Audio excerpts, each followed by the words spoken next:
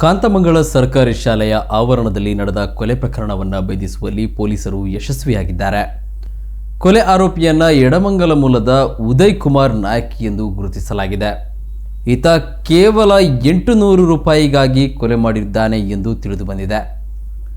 ಕೊಲೆಯಾದ ವಸಂತ ಹಾಗೂ ಆರೋಪಿ ಉದಯ್ ಅವರಿಗೆ ಸುಳ್ಯದ ಬಾರೊಂದರಲ್ಲಿ ಪರಿಚಯ ಆಗಿತ್ತು. ಇಬ್ಬರು ಮದ್ಯ ಸೇವಿಸಿದ್ದರು. ಬಳಿಕ ಅಂದಿನ ರಾತ್ರಿ ಜೊತೆಗೆ ಕಳೆಯುವ ಬಗ್ಗೆ ಮಾತನಾಡಿಕೊಂಡಿದ್ದಾರೆ.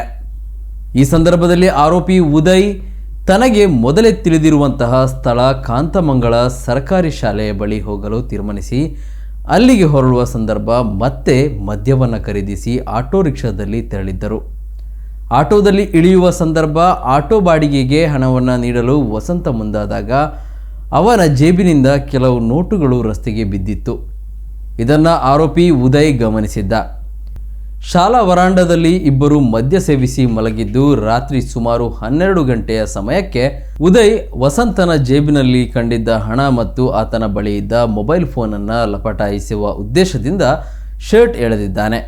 ಎಚ್ಚರಗೊಂಡ ವಸಂತ ಇದನ್ನು ಪ್ರಶ್ನಿಸಿದ್ದು ಇಬ್ಬರ ಮಧ್ಯೆ ಜಗಳ ಆರಂಭವಾಗಿದೆ.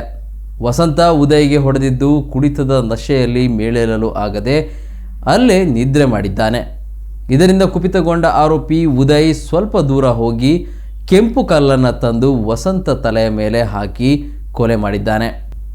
ಮುಂಜಾನೆಯವರೆಗೆ ಅಲ್ಲಿದ್ದು ಬಳಿಕ ಪರಾರಿಯಾಗಿದ್ದಾನೆ. ಅಲ್ಲಿಂದ ಸ್ಥಳಕ್ಕೆ ಬಂದ ಆರೋಪಿ ಉದಯ್ ತಾನು ಕದ್ದ ತಂದಿದ್ದ ಹಣದಲ್ಲಿ ಮತ್ತೆ ಬಾರ್ಗೆ ತೆರಳಿ ಕುಡಿದು ತಿರುಗಾಡುತ್ತಿದ್ದ. ತನಿಖೆ ಕೈಗೆತ್ತಿಕೊಂಡ ಪೊಲೀಸರು ಸಿಸಿಟಿವಿ ಫುಟೇಜ್, ಸ್ಥಳದಲ್ಲಿ ದೊರೆತ ಮದ್ಯದ ಪ್ಯಾಕೆಟ್ ಆಧಾರದಲ್ಲಿ ತನಿಖೆ ನಡೆಸಿ ಆರೋಪಿಯನ್ನು ಬಂಧಿಸಿದ್ದಾರೆ.